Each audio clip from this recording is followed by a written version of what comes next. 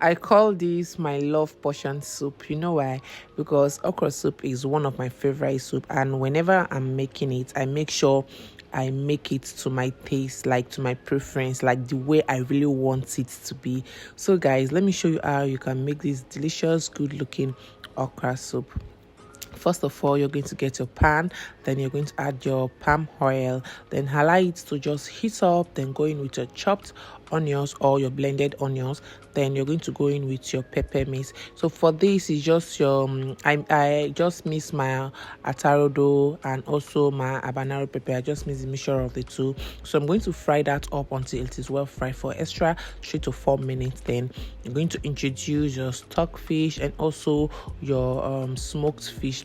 You can use any other smoked fish of your choice, but for this particular recipe I want and I love to use this particular one. Stir everything up together, then you're going to introduce your protein. You can use any protein, like feel free to use any protein of your choice. For this protein has already been cooked properly and well marinated, so add in your protein needed to cook your soup, add in your ungolo, also known as your sea snake kind of, then you're going to stir everything up to combine. So the reason why I'm adding this ungolo is because it takes time to cook, because it just looks like snail and it takes time to cook. So you're going to add it at this point, cover that up and allow that to fry together.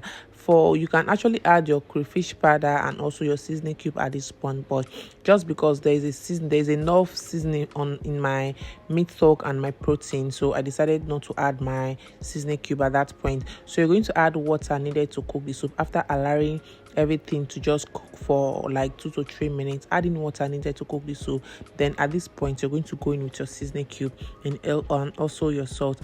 Note, okra soup, if you're making okra soup, you don't need much water for it. So you're going to go in with your prawns and also your shrimps. Like I said before, you don't need you don't need much water while making okra soup. So just make sure you gauge your water before adding your okra. So add in your prawns, cover that up, allow that to come up to a boil.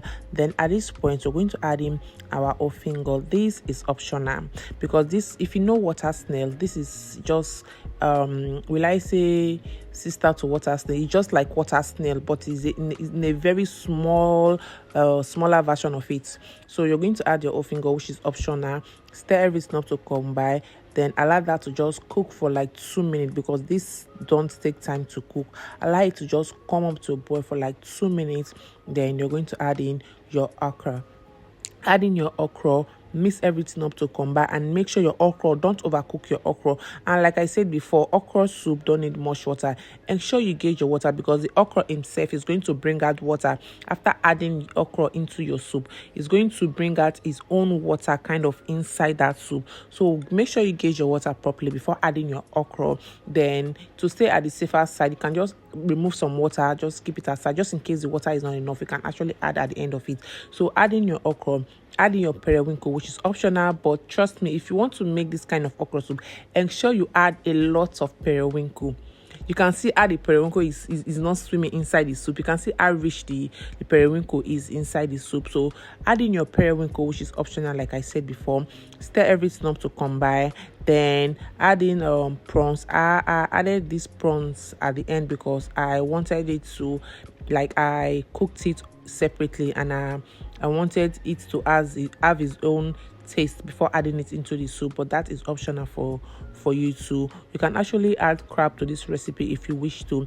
Then when you're done mixing your okra and everything, you're going to add the bigger version of the okra, which is this ones you're seeing in this pot. Stir everything up to combine together properly.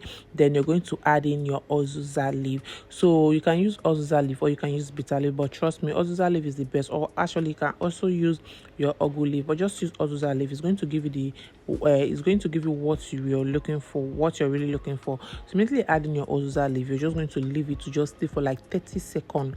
Just 30 seconds. 30 seconds is even much. Just 30 seconds to 20 seconds, then you're done with it. Take your okra soup out from the heat, because you wouldn't want your okra to overcook. So that's it. I want you to try this recipe out, and you see this okra soup, this tasted so good.